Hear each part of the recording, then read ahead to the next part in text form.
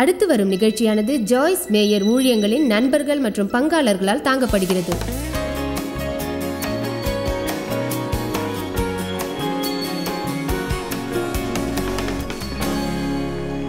பிதாவே, இன்றைய வார்த்தைக்காக உமக்கு நன்றி செலுத்துகிறோம்.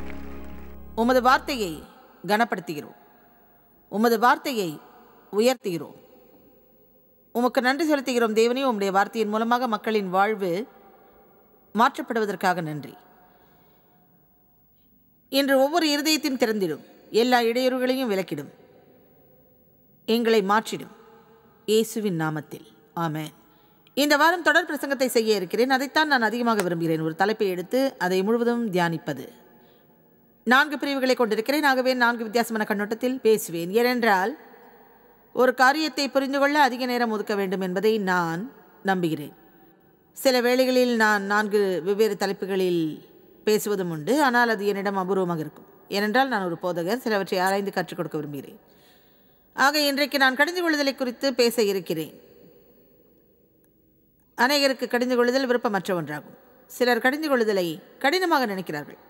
மேலும் கடிந்து கொள்ளுதலை விரும்பாதவர்கள் தாங்கள் அப்படி செய்யாததற்கு சாக்கு போக்கு சொல்வார்கள். இந்த மாதிரி என்னால் கண்டிப்பாலாம் நடந்துக்கவே முடியாது. சரி, வாழ்வில் கடினமாக தோன்றும் காரியத்தை நீங்கள் செய்ய அவசியமில்லை என்று யாரோ சொல்லியிருக்கிறார்களா? ஒரு காரியம் கடினம் என்பதால் அதை செய்யாமல் ஒதுங்கிக் கொள்ளலாம் என்ற அர்த்தமல்ல. மக்களை கண்டிப்பதில் எனக்கு பெரிய பிரச்சனைகள் இருந்தது கிடையாது. உண்மை என்னவென்றால் நான் மிக அதிகமாகவே கடிந்து கொள்ளுவேன். ஆனால் பயத்தை எப்படி கடிந்து கொள்வது என்று கற்றுக்கொண்டேன். மேலும் என் வாழ்வின் சூழ்நிலைகளை இயேசு எப்படி கடிந்து கொள்வாரோ அவ்வாறு நானும் கடிந்து கொண்டு அந்த நிலையில் நிறுத்திட செய்ய வேண்டும். பிசாசை எப்படி கடிந்து கொள்வதென்று கற்றுக்கொள்ள வேண்டும். மேலும் இடைப்பட்ட சமயங்களில் பிசாசை கடிந்து கொண்டு நான் அவனுடைய பொய்களை நம்பி என்னை அவன் மேற்கொள்ள செய்யாதபடி தேவன் எனக்கு சில விசேஷ வகுப்புகள் எடுத்திடுவார். கிறிஸ்தவர்களாகிய நாம் சிலவற்றை கற்றுக்கொள்ள வேண்டும். நான் கற்றுக்கொள்வதை நிறுத்தவில்லை என்று அறிந்தேன். ஏனென்றால் சில வேளைகளில் துருபிடிப்பது போல தோன்றிடும். அப்போது அவற்றை புதுப்பிக்க வேண்டியது அவசியமாகும். இதற்கு யாராவது ஆமென் சொல்லலாமே? ஆகவே இன்று நமது செய்தியின் தலைப்பு என்னவென்றால் ஓடுவதை நிறுத்திடும் நேரம். சிலவற்றை கண்டு ஓடுவதை நிறுத்திவிட்டு நாம் அவற்றை கடிந்து கொள்ள வேண்டிய நேரம் இது. ஜனங்கள் பல காரியத்திலிருந்து ஓடுகிறார்கள். அவர்களுக்கு அசௌகரியமாக தோன்றும் இடத்திலிருந்து ஓடுகிறார்கள். புதியவற்றை கண்டு ஓடுகிறார்கள். கடந்த காலத்திற்கு ஓடுகிறார்கள். சிலர் பொறுப்புகளை விட்டு ஓடுகிறார்கள். எந்த பொறுப்பையும் ஏற்றுக்கொள்வதற்கு அவர்களுக்கு விருப்பம் இல்லை. இன்றைக்கு நம்முடைய சமுதாயத்தில் நாம் பார்க்கும் மறுவர்க்கத்தக்கதான காரியங்களுக்கு காரணம் ஜனங்கள் பொறுப்புகளை ஏற்றுக்கொள்ள மறுப்பதுதான். பொறுப்புகளை ஏற்றுக்கொள்ள அவர்கள் விரும்பவில்லை. தேவனுக்கென்று ஒரு மரியாதை கலந்த பயமுடையவர்களாக நாம் இருக்க வேண்டும். ஜனங்கள் தேவனுக்கு எப்படி பயப்பட வேண்டும் என்பதை மறந்திருக்கிறார்கள். தேவன் தேவன்தான். அவர் உங்களுடைய நண்பர் மாத்திரமல்ல, அவர் சொல்லுகிறதை செய்கிற தேவன். அவர் செய்கிறதையே சொல்லுகிறவர். மேலும் வேதம் நமக்கு ஒரு கோட்பாட்டை தெளிவுபடுத்துகிறது. அதுதான் விதைத்தலும் அறுத்தலும் என்கிற கோட்பாடு. நீங்கள் ஆவியில் விதைத்தால் நீங்கள் ஆவியின் ஜீவனையும் நித்திய வாழ்வையும் அறுத்திருவீர்கள். மாம்சத்தில் விதைத்தால் நீங்கள் மாம்சத்தில் தான் அறுப்பீர்கள். அழிவு, மக்கிப்போன, நாசமானவைகள். நாம் வாழ்ந்திட ஒரு விதத்தை தேவன் வைத்திருக்கிறார். அவர் அதை கட்டளைகள் என்கிறார். இது ஆலோசனைகள் அல்ல, கட்டளைகள். அவர் கூறுகிறார், உங்களுக்கு முன்பாக ஜீவனையும் மரணத்தையும் வைக்கிறேன். உங்களுடைய சந்ததியார் பிழைத்திருக்கும்படிக்கு நீங்கள் ஜீவனை தெரிந்து கொள்ளுங்கள். நாம் தேவனோடு உடன் பங்காளர்கள். தேவனுக்கும் பங்கிருக்கிறது, நமக்கும் ஒரு பங்கிருக்கிறது. நாம் நமது பங்கை செய்திராவிட்டால் நாம் தேவனை செய்திடும் பங்கினால் உண்டாகும் பலனை அறுக்க வாய்ப்பில்லை. தேவனோடு நமக்குள்ள உறவின் நன்மையான காரியம் நாம் செய்யும்படியான பங்கை அவர் ஏற்படுத்துவது மட்டுமின்றி அதை செய்யும்படியான பலத்தையும் அவர் நமக்கு அளிக்கிறார். ஆகவே சாக்குப்போக்கு சொல்வதற்கு இடமில்லை. நாம் பொறுப்புள்ளவராக இருக்க வேண்டும். அநேகர் பொறுப்போடு இருப்பது கிடையாது. அவர்கள் கடன் மலையை ஏற்படுத்திக் கொள்கிறார்கள்.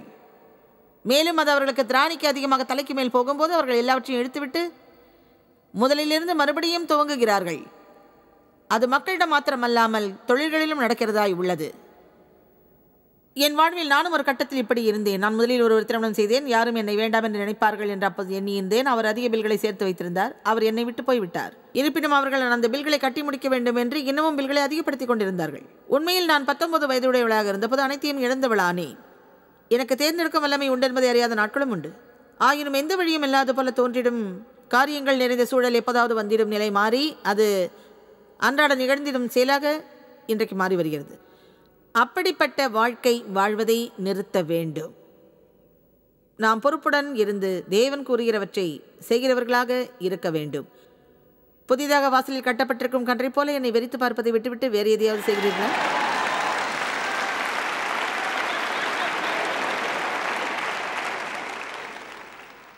அதை நிச்சயம் நீங்கள் விரும்ப மாட்டீர்கள். மேலும் இது இங்குள்ளவர்களுக்கு பொருந்தாது என்று நினைக்கிறேன். உங்களை நிந்திக்கும்படியாக இதை கூறவில்லை. ஆனால் இன்றைக்கு நான் உள்ளே நுழைந்த போது நான் கூறினேன், தேவன் ஒரு கூட்ட மக்களை அனுப்பியிருக்கிறார். அவர்கள் 20 வருட கிறிஸ்தவ வாழ்க்கையில் இருந்தாலும் இன்னும் டயப்பருடன் இருக்கிறார்கள். ஏனென்றால் இன்று நான் அப்படித்தான் உணர்கிறேன். ஆமென். அது நடப்பதற்கு ஒரே வழி என்னவென்றால் தெய்வ வார்த்தையின் போஷாக்கை போற்றிட வேண்டும். நான் பழைய வகை பிரசங்கியார் அல்ல, உங்களுக்கே தெரியும். தேவன் உங்கள் காயங்களை கட்டும்படியாக ஒரு போதகரை வரும் நாட்களில் அனுப்புவார். ஆனால் இன்றைக்கு நான் சிறிது கசையடிகளை கொடுக்க இருக்கிறேன். ஆமென். ஜனங்கள் பொறுப்புகளில் இருந்து ஓடுகிறார்கள். கடினமான வேலையை கண்டு ஓடுகிறார்கள். கடினமான காரியங்கள் என்றால் ஓடுகிறார்கள். கஷ்டமான இடங்களில் இருந்து ஓடுகிறார்கள். அவர்களுடைய சொந்த பாவங்களில் இருந்து ஓடுகிறார்கள். அவர்களிடமிருந்தே அவர்கள் ஓடுகிறார்கள். சத்தியத்தை விட்டு விலக ஓடுகிறார்கள். சிலர் தங்கள் வாழ்நாள் முழுவதும் ஓடிக்கொண்டிருக்கிறார்கள். சரி, நாளை காலையில் நான் உங்களுக்கு நாம் இப்படி ஓடுவதற்கு 6 குறிப்பிட்ட சில நடைமுறை வழிகளை போதுக்க இருக்கிறேன். நாம் அவற்றை கண்டு ஓடுவதற்கு வழி அவற்றை விட்டு சரீர பிரகாரமாக ஓட ஆரம்பிப்பது அல்ல. சிலர் அப்படித்தான் சரீர பிரகாரமாக அங்கிருந்து ஓடுகிறார்கள். அதனால் அவர்கள் அங்கிருந்து அவற்றை கடிந்து கொண்டு முன்னேறும்படியான தேவ திட்டத்தை விட்டு விடுகிறார்கள். ஆயினும் நாம் பல பல பல வழிகளில் அவற்றை ஒதுக்கி விலகி சென்றிடலாம். மேலும் நான் இனியும் காரியங்களை கண்டு ஓடாத அவற்றை கடிந்து கொள்ளும் நபர்களை விரும்புகிறேன். ஏனென்றால் நாம் பயப்படுவதை தேவன் விரும்பவில்லை. நாம் பலம் கொண்டு திடமனதாக இருக்க வேண்டும். மேலும் நமது வழியில் வரும் அனைத்தையும் நம்மால் கையாள முடியும் என்பதை நாம் அறிந்திருக்க விரும்புகிறார். அதாவது அருமை ஒரு வசனம் 1 யோவான் 4:4 என்னுடைய ஜுவாலையை ஏற்றி வைக்கிறது. நாம் ஏற்கனவே அந்தி கிறிஸ்துவின் ஆட்களை தோற்கடித்து மேற்கொண்டிருக்கிறோம். ஏனென்றால் உலகத்திலும் உள்ளவனிலும் உங்களில் இருக்கிறவர் மிகப்பெரியவர். நாம் பிசாசோடு சண்டையிட வேண்டிய அவசியம் இல்லை. அவன் யார் என்பதையும் நாம் யார் என்றும் அவனுக்கு நினைவுபடுத்தினால் போதும். மேலும் நாம் சிறிது கடந்து கொள்ளும் சம்பவத்தோடு அவனை பார்த்து சொல்ல வேண்டிய இல்லை, நான் அதை ஏற்றுக்கொள்ள மாட்டேன், இல்லை இல்லை இல்லை இல்லை. அதற்கு மாறாக நாம் கூறுகிறோம், நான் விரும்புகிறது அந்த பிசாசு. உங்களுக்கு தெரியுமா சிஸ்டர், அந்த பிசாசு எனக்கு பின்னாடி இருக்கான். நான் தாக்கப்படுற நிலையில இருக்கேன். நாம் ஒரு சமயத்தில் கிறிஸ்துவின் சரீரத்தில் அனைவரும் தாக்குதலுக்கு உட்பட்டவர்களாக இருந்தோம். தேவன் ஒரு நாள் என்னிடம் இப்படியாக கூறினார், நீ தாக்குதலில் ஈடுபட்டிருப்பாயானால் நீ எல்லா நேரமும் தாக்குதலுக்கு உட்பட்டவளாக இருக்க மாட்டாய். உண்மையில் அதன் அர்த்தம் என்னவென்றால், நீங்கள் இன்னும் கொஞ்சம் வலிமையாக இருக்க வேண்டும். இன்னும் கொஞ்சம் பரிசுத்தாவின் வலிமையோடு. அதாவது எப்படி இருக்கும் என்றால், நான் தேவனுடைய பிள்ளை. என்னுடைய வாழ்நாள் முழுவதும் ஒருவரும் என்னை மேற்கொள்வதில்லை. நான் தலையாக இருக்கிறேன், வாலாக அல்ல, மேலாக இருக்கிறேன், கீழாக அல்ல. நான் பயத்தில் வாழ்வதில்லை. நான் எதை கண்டும் ஓடுவதில்லை. ஏனென்றால் என்னை பலப்படுத்துகிற கிறிஸ்துவினாலே என்னுடைய வாழ்வில் நான் செய்ய வேண்டிய அனைத்தையும் நான் செய்திடுவேன். நீங்கள் செய்ய வேண்டிய அனைத்தையும் உங்களால் செய்ய முடியும். தேவும் நானும் ஒருமுறை கிரெடிட் கார்டு கடனில் எங்களை சிக்க வைத்துக் கொண்டோம். நாங்கள் தீர்மானித்தோம், நாம் இப்படி வாழ்வது தேவனுடைய விருப்பமல்ல என்று உணர்ந்து அந்த காரியங்களை நாங்கள் உடைத்தெறிந்தோம். மேலும் 1 ஆண்டுகளுக்கு நாங்கள் உண்மையில் மிக மிக மிக மிக வலிமையாக எதுவும் இல்லாத நிலையில் வாழ நேரிட்டது. நீங்கள் ஒரு நிலையில் மிதமின்றி இருந்திட்டால் அதை திருத்திக் கொள்ள ஒரே வழி, அதற்கு மாறான வழியில் மிதமின்றி செயல்படுவதுதான் சரியானது. நாங்கள் அதிகமாக செலவழித்தோம். நீங்கள் கிரெடிட் கார்டை உபயோகிக்கும் போது உங்களால் பணம் செலுத்த இயலாத காரியங்களை பெற்றுக்கொண்டு தொகையை அதிகரிக்க செய்வீர்கள். கிரெடிட் கார்டு தவறு கிடையாது, நான் பயன்படுத்துகிறேன். ஆனால் என்னால் செலுத்த முடியாத பணங்களுக்கு பொருட்களை நான் வாங்குவதில்லை. நீங்கள் அப்படி செய்யும்போது நீங்கள் நாளைய செழிப்பை இன்றைக்கே செலவழிக்கிறீர்கள். நாளை தினம் வரும்போது உங்களிடம் எந்த பணமும் இருப்பதில்லை. ஆகவே அடுத்த மாதத்திற்கு கடன் வாங்குகிறீர்கள், பிறகு அடுத்த வருடத்திற்கு, பிறகு அடுத்த மாதத்திற்கு, பிறகு அடுத்த வருடம் என்று செல்லும். மற்ற ஜனங்களைப் போல் நாங்களும் அப்படி செய்தோம். ஆனால் எதற்கும் காத்திருக்க பொறுமை இல்லை. அதன் விளைவு இப்போது நாம் அதிகமாக செலவு செய்ததால் இங்கு வரும்போது நடக்கிற காரியம், அடுத்த 1 அல்லது 2 ஆண்டுகளுக்கு எதையும் வாங்க முடியாமல் இருப்போம். அதற்கு நாம் பாத்திரவான்கள். உங்களில் சிலரும் அப்படி இருப்பீர்கள். இது மிகவும் சுவாரஸ்யமான ஒன்றாக நிச்சயம் இருக்கும். நான் சொல்லப் போகிறேன். அடக்கடவுளே, எனக்கு தெரியாது பாஸ்டர், இதை நான் 30 நிமிடத்தில் கூறிவிட்டு நான் போய் அமர்ந்து கொள்வேன். நமக்கு இப்படிப்பட்ட மனப்பான்மை இருக்க வேண்டும். தேவையற்ற காரியங்களை செய்ததால் நான் குழப்பத்தில் இருக்கிறேன். ஆகவே இவைகளிலிருந்து நான் தப்பித்துக் கொள்ள சிலவற்றை அனுபவிக்க வேண்டிய அவசியமில்லை என்பதில் அர்த்தமில்லை. நாம் செய்தவற்றை தேவன் திருப்பி போடும்படியான ஒரு அற்புதத்தை அவர் செய்ய வேண்டும் என்று விரும்புகின்றோம். மேலும் பல சமயங்களில் செய்வது போல தேவன் உங்களை அதிலிருந்து மீட்டுக்கொள்ளப் போவது இல்லை. எப்போதாவது அப்படி நடக்கலாம். ஆனால் பல சமயங்களில் நாம் அவற்றின் ஊடாய் கடந்து செல்ல அனுமதிப்பார். ஏனென்றால் அப்படி இல்லாவிட்டால் நாம் ஒரு பாடத்தை கற்றுக்கொள்ளாமல் மீண்டும் அதே காரியத்தை திரும்ப செய்பவர்களாக இருப்போம்.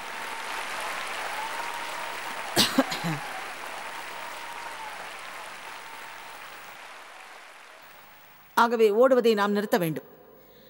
வேதத்தில் இப்படி ஓடிய நபர்களுக்கு என்ன நடந்தது என்பதை நாம் பார்க்கலாம். அப்போஸ்தலர் 7:20. 90ஆம் வருடங்களில் தேவன் எனக்கு இந்த செய்தியை கொடுத்தார். நான் இதை சில வருடங்களுக்கு ஒருமுறை பிரசங்கித்திருவேன். இதை நான் பிரசங்கித்து சில வருடங்கள் ஆகிறது. மேலும் நான் இன்றைக்கு பேசுவதை நானும் கேட்க ஆவலாக காத்திருக்கிறேன். உங்களுக்கு இது அவசியமில்லை என்றால் எனக்காக நான் பிரசங்கித்துக் கொள்கிறேன். அப்போஸ்தலர் 7:20. அக்காலத்திலே மோசே பிறந்தான். அவன் தேவனுடைய பார்வையில் திவ்ய சௌந்தரியம் உள்ளவனாயிருந்து 3 மாதம் அளவும் தன்னுடைய தகப்பன் வீட்டிலே வளர்க்கப்பட்டான். அவன் வெளியே போய்விட்ட போது பார்வோனுடைய குமாரத்தி அவனை காப்பாற்றி எடுத்து தனக்கு பிள்ளையாக வளர்த்தாள். துன்மார்க்க அரசர் ஒருவர் எல்லா ஆண் குழந்தைகளும் கொல்லப்பட வேண்டும் என்ற சட்டத்தை அமுல்படுத்தி இருந்தான். மோசேயின் பெற்றோர் அவனை ஒளித்து வைத்தனர். மோசேக்கு தேவன் ஒரு இலக்கை வைத்திருந்தார். மோசே எகிப்தியருடைய சகல சாஸ்திரங்களிலும் கற்பிக்கப்பட்டு அவன் தன் பேச்சிலும் வாக்கிலும் செய்கையிலும் வல்லவனானான்.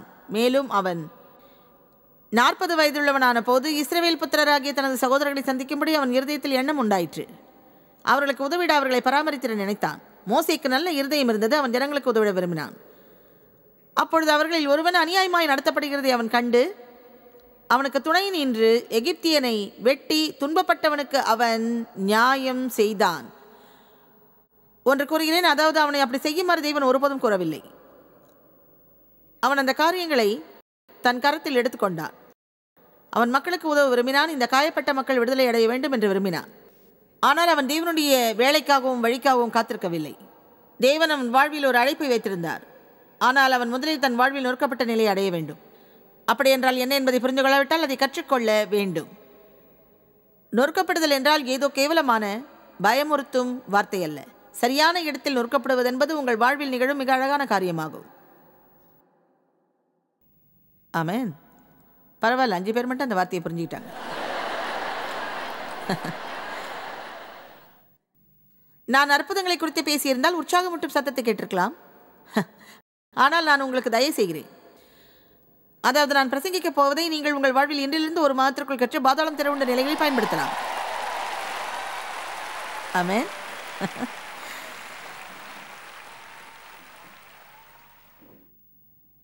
நன்றி.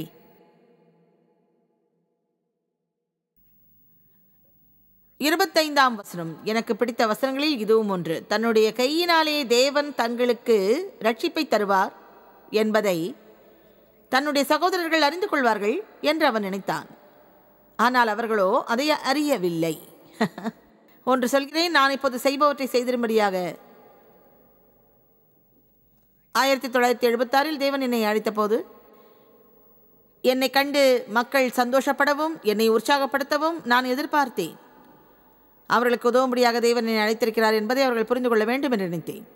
ஒரே ஒரு பிரச்சனை, என்னுடைய உதவி அவர்களுக்கு தேவைப்படவில்லை. அவர்கள் என்னை பார்த்து சந்தோஷப்படவில்லை. அவர்கள் என்னை புரிந்து கொள்ளவில்லை. நான் பாதிப்படைந்தேன்.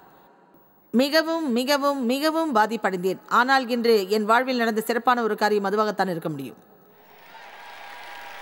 தேவனுடைய காரியங்கள் என்பதால் அனைத்தும் நேர்த்தியாக இருக்க வேண்டும் என்ற அவசியமில்லை. தேவனுடைய காரியம் என்பதால் அனைத்தும் நேர்த்தியாக இருக்க அவசியமில்லை என்று கூறுகிறேன். நமக்கு ஒரு உயிர்த்தெழுதல் தேவை. ஆனால் நான் சொல்கிறேன், அந்த ஞாயிறு முன்பாக ஒரு வெள்ளிக்கிழமை இருக்கிறது. அதன் அர்த்தம் சிலுவையில் அறையப்படாமல் உயிர்த்தெழுதலை காண முடியாது. என்னுடைய பெயர் மறுபடியும் சிலுவையில் அறையப்படுகிறது. நான் என்னுடைய பெயர் புகழை எடுத்து இயேசுவோடு அந்த சிலுவையில் அறைந்திட வேண்டும். மக்கள் என்னை குறித்து என்ன நினைப்பார்கள் என்ற எண்ணத்தை நான் சிலுவையில் அறைய வேண்டும். மேலும் அது கொடும் பாரமான செயலாக இருந்தது.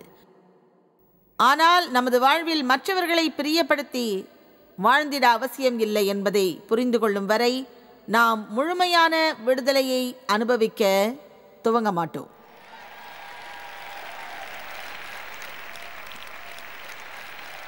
நான் சொன்னது காதில் விழுந்ததா?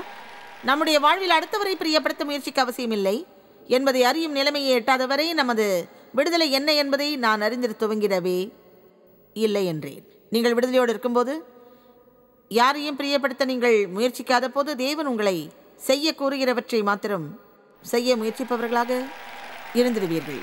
ஆமென். வசனம் 26. மறுநாளிலே சண்டை பண்ணி கொண்டிருக்கிற 2 பேருக்கு அவன் எதிர்பட்டு அவர்களை சமாதானம் அடைந்து ஒப்புரவாகும்படி அவர்களோடு பேசி அவர்களிடம், மனுஷரே, நீங்கள் சகோதரர்கள், ஒருவருக்கொருவர் அநியாயம் செய்கிறது என்ன என்றான். பிறனுக்கு அநியாயம் செய்தவன் அவனை பிடித்து தள்ளி அவனிடம், எங்கள் மேல் அதிகாரியாகவும் நியாயாதிபதியாகவும் உன்னை ஏற்படுத்தினவன் யார்? நேற்று நீ அந்த எகிப்தியனை கொன்று போட்டது போல் என்னையும் கொன்று போட மனதா இருக்கிறாயோ என்றான். இந்த வார்த்தைகளின் நிமித்தம் மோசே அவ்விடம் விட்டு ஓடிப்போய், அதனுடைய அர்த்தம் ஓடி போனான், அங்கிருந்து போய் மீதியான தேசத்தில் சஞ்சரித்து கொண்டிருந்தான். அது ஒரு வனாந்திரமான இடமாக காணப்படுகிறது. அதனுடைய அர்த்தம் அவன் எல் பேசோவிலிருந்து ஓடிப்போய் சுமார் 300 மைல் தூரத்தில் உள்ள ஒரு வனாந்திரத்தில் இருக்கும்படி ஓடிப்போகிறான். அங்கு எதுவும் இல்லாதிருந்தது. அப்படிப்பட்ட ஒரு இடத்தில் அவன் ஒரு ஸ்திரீயை காண்கிறான். திருமணம் செய்து கொண்டான். 2 பிள்ளைகளும் உண்டு. அவனுக்கு 2 குமாரர்கள் உண்டு. அங்கே அவன் 40 வருடங்கள் தங்கியிருந்தான். மேலும் அந்த 40 வருடங்கள் என்ன நடந்தது என்று வேதம் நமக்கு தெளிவாக எதையும் வெளிப்படுத்திடவில்லை. ஏனென்றால் தேவன் நமக்குள் ஒரு காரியத்தை பிறப்பிக்க செய்யும் பொழுது அது தனிப்பட்ட விதமாக இருக்கும். அடுத்தவர்கள் அதனுடைய விளக்கங்களை அறிவது மிக குழப்பமாக இருக்கும். ஆமென். ஆயினும் என்ன நடக்கிறது? அந்த 40 ஆண்டுகள் முடிந்த பிற்பாடு வேதம் கூறுகிறது, மோசேதான் பூமியில் உள்ளவர்களில் மிகவும் தாழ்மையான சாந்த குணமுள்ள மனிதனாக இருந்தான் என்கிறது. இதிலும் நம்ப முடியாத செயல் என்னவென்றால், மோசே வேதத்தின் புத்தகங்களை எழுதியிருக்கிறார்.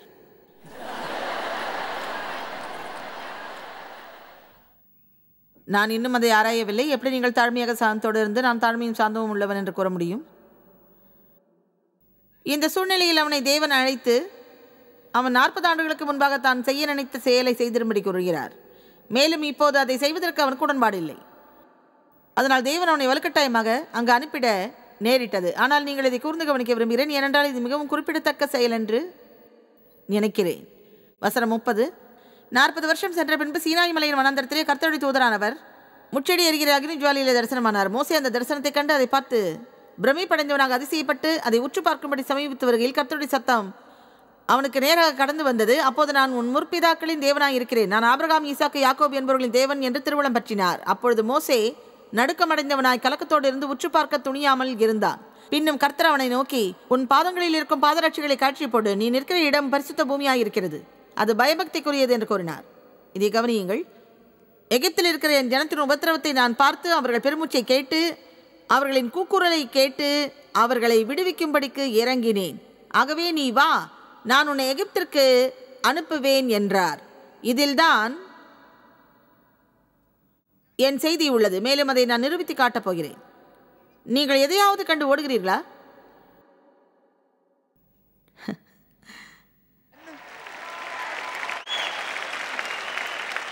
நீங்கள் எத்தனை வருடங்கள் ஒளிந்திருந்தாலும் கவலை இல்லை. சீக்கிரத்தில் அல்லது தாமதமாகவோ அந்த இடத்திற்கே திரும்பவும் வந்து அதை நீங்கள் கடிந்து கொண்டு அவற்றோடு இடைப்பட்டு நீங்கள் விட்டு வந்த குழப்பத்தை சரி செய்ய வேண்டும். ஏனென்றால் அப்படி செய்யாவிட்டால் அது உங்களுடைய எதிர்காலத்தை பாதிக்கும் ஒரு காரியமாக எப்போதும் இருக்கும். உங்களை தூண்டிக்கொண்டே இருக்கும், உங்களை அலக்கழிக்கும். பிசாசு அதை உங்களுக்கு எதிராக பயன்படுத்துவான். தேவன் நாம் அப்படிப்பட்டவர்களை கடிந்து கொண்டு அவற்றை புறம்பாக்கி போட விரும்புகிறார். தேவன் மோசேயிடம் எகிப்தை விட்டு ஓடும்படி கூறவில்லை. மோசே ஓடினான். அவன் நிச்சயம் வனாந்தரத்தில் அநேகம் கற்றிருப்பான். அதற்கு 40 வருடங்கள் ஆயிற்று. இருப்பினும் அவன் ஒருவேளை எகிப்தில் இருந்திருந்தால் இன்னும் சீக்கிரத்தில் அவற்றை கற்றிருப்பான் என்பவர்கள் யார்? தேவன் நம்மை ஓடிப்போகும்படிக்கு அழைக்கவில்லை. நீங்கள் அதை கவனித்திருக்கிறீர்களா என்று எனக்கு தெரியாது. ஆனால் வேதத்தில் தேவன் நமக்கு சர்வாயுதத்தை தருகிறார்.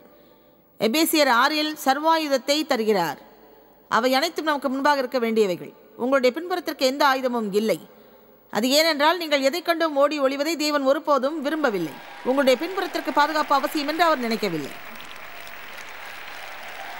முன்புறத்திற்கு அவசியமாக இருக்கும் அனைத்தையும் அவர் கொடுத்திருக்கிறார். சத்தியம் என்னும் கச்சை, நீதி என்னும் மார்க்கவசம், சமாதானம் என்னும் பாதரட்சை, பட்டயம், விசுவாசம் என்னும் கேடகம்.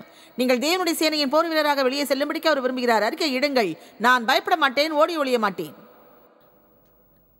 நான் ஒவ்வொருவரும் கோலியாத்துடன் யாரும் சண்டையிடாத போது சென்ற மேய்ப்பனான சிறுவன் தாவீதை போல் இருக்க வேண்டும். இந்த ராட்சதன் முன்பாக இஸ்ரவேலரின் சேனை பயந்தவர்களாக நின்றது கண்டு தாவீது திகைத்தான்.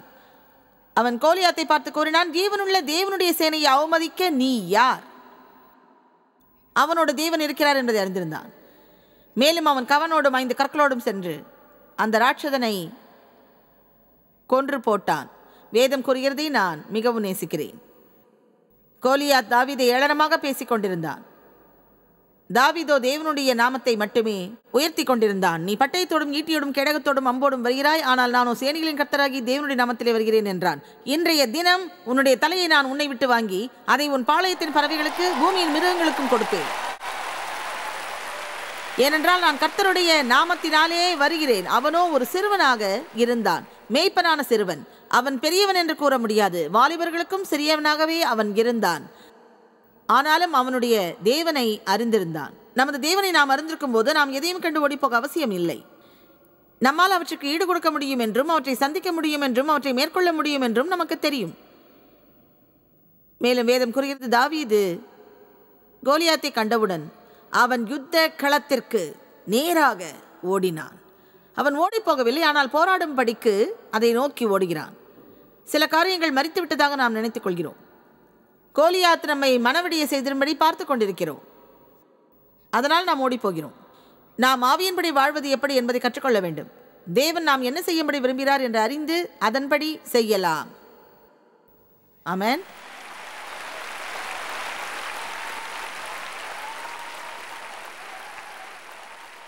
அவன் எதை கண்டு ஓடிப்போனான்? தவறாக புரிந்து கொண்டார்கள் என்று கண்டு ஓடிப்போனான். யாரும் அதை விரும்புவதில்லை. நாம் அனைவரும் புரிந்து கொள்ளப்பட விரும்புகிறோம். பெண்கள் அவர்களை புரிந்து கொள்ள வேண்டும் என்று நினைப்பார்கள். விசேஷமாக மாதத்தில் ஒரு சில நாட்கள் அவர்கள் அசௌரியமாக உணரும்போது அப்படி எதிர்பார்ப்பார்கள். அவர்களை புரிந்து கொள்ளும்படி எதிர்பார்ப்பார்கள். ஆனால் எந்த ஆணும் அப்படி புரிந்து கொண்டு நடப்பதில்லை. ஆனால் என் கணவரிடம் சொல்லியிருக்கிறேன், என்னை புரிந்து கொண்டாலும் இல்லாவிட்டாலும் எனக்கு கவலை இல்லை, செய்கிறேன் என்று மட்டும் சொல்லுங்கள். இந்த ஒரு முறை நீங்கள் பொய் சொல்லலாம், அதை ஏற்றுக்கொள்கிறேன். உங்கள் கரத்தால் என்னை அணைத்து கூறுங்கள், ஹனி, நான் உன்னை புரிந்து கொண்டேன். அது எனக்கு ஆறுதலாக இருக்கும். இதை அவர் உணர்ந்தாலும் உணராவிட்டாலும் ஒன்றுமில்லை. அடுத்தவர் உங்களிடம் வந்து இப்படி கூறினால் ஆறுதலாக இருக்கும் அல்லவா? எனக்கு புரிகிறது. மோசே அவர்கள் இதை புரிந்து கொள்வார்கள் என்று நினைத்தான். ஆனால் அப்படி இல்லை. அவன் உதவிடும்படி நினைத்த மக்களை புறக்கணிக்கும்படி அவன் ஓடிப்போனான். அவர்களை அவன் நடத்த விரும்பினான். அவன் அதிகாரத்துடன் கடந்து கொள்ளுதலுக்கு விலகி ஓடினான். அவன் பார்வோனை சந்திக்க விரும்பவில்லை. அரண்மனையில் இருந்த அதிகாரத்தில் உள்ளவர்களை காண அவன் விரும்பவில்லை. அநேக மக்கள் அதிகாரத்திற்கு பயந்தவர்களாக இருக்கிறார்கள். மேலும் நீங்கள் எதை கண்டும் பயப்பட அவசியமில்லை. ஏனென்றால் தேவன் உங்களோடு இருக்கிறார். மேலும் சில வேளைகளில் நாம் சிலவற்றுக்கு விலகி இருப்பது அவசியமாக இருக்கிறது. சில சமயம் நம்மால் முடிந்த அளவிற்கு சிலவற்றை விட்டு விலகி ஓடும் நேரங்கள் இருக்கும். ஆனால் அது நம்முடைய சுய தீர்மானத்தால் நடப்பதாக இருக்கக்கூடாது. தேவனுடைய வார்த்தையின்படியாக அது இருக்க வேண்டும். நாம் என்ன செய்கிறோம் என்றால், தேவன் நாம் இருக்கும்படி விரும்புகிற இடத்தை விட்டு ஓடுகிறோம். மேலும் அவர் நம்மை வெளியேற்ற விரும்பும் இடத்தில் தங்கிக் கொள்கிறோம். ஆமென் என்று யாராவது சொல்ல முடியுமா? ஆசீர்வாதமாக இருங்கள். நான் திருமணம் செய்து கொண்ட ஆணோடு நான் இணைந்திருக்கவில்லை, நான் வெளியேறிவிட்டேன்.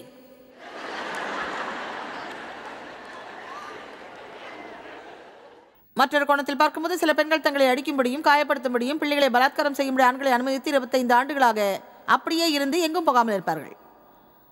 தேவன் உங்களை அடி வாங்க முடியாக, காயப்பட முடியாக நின்று உங்கள் பிள்ளைகளும் அடிப்பட்ட பலாத்காரம் பண்ணப்படுவதை பார்க்க அழைக்கவில்லை. தேவன் உங்களுக்காக வைத்துள்ள காரியம் அது அல்ல. நீங்கள் எழுந்து நின்று அந்த காரியங்களை கடிந்து கொண்டு அதை பார்த்து, நான் இப்படி வாழப்போவது கிடையாது, நான் இப்படி நடத்தப்படுவதை அனுமதிக்க மாட்டேன், என் பிள்ளைகளை இப்படி நடத்தப்படுவதை அனுமதிக்க மாட்டேன் என்று சொல்லுங்கள். ஒருவரும் உங்களை பார்த்து எதற்கும் உதவாதவர்கள் என்று எண்ணி தவறாக நடக்க இடம் கொடுக்காதீர்கள். அடுத்தவர் உங்களை நடத்துவதைக் கண்டு உங்களை நீங்கள் தரக்குறைவாக எண்ணிக்கொள்ளாதிருங்கள். உங்களுடைய தரத்தையும் மதிப்பையும் தேவன் தமது வார்த்தையில் உங்களை குறித்து கூறியிருப்பதை வைத்து நிதானித்திருங்கள்.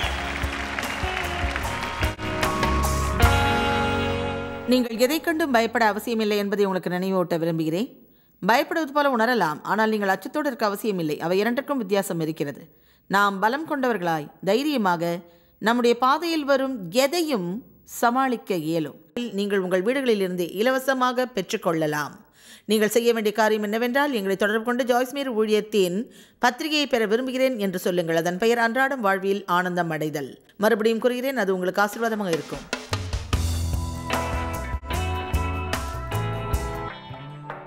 பங்காளர்களுக்கும் எங்களது நன்றியையும் பாராட்டுகளையும் தெரிவிக்கிறோம். ஒன்றாய் இணைந்து நாம் பசியுள்ளவர்களை போஷித்து உடைகளை கொடுத்து தேசங்களுக்கு சுவிசேஷத்தை சொல்லி வருகிறோம். எங்களை தொடர்பு கொண்டு உங்கள் ஜெப தேவைகள் மற்றும் எங்களின் வெளியீடுகள் பற்றி அறிந்து ஜாய்ஸ் அவர்கள் நிகழ்ச்சிகளை அறிந்து எங்களோடு இணைந்து தேவ அன்பை உலகிற்கு பரவச் செய்யுங்கள். அடுத்து வரும் நிகழ்ச்சியானது ஜாய்ஸ் மேயர் ஊழியங்களின் நண்பர்கள் மற்றும் பங்காளர்களால் தாங்கப்படுகிறது.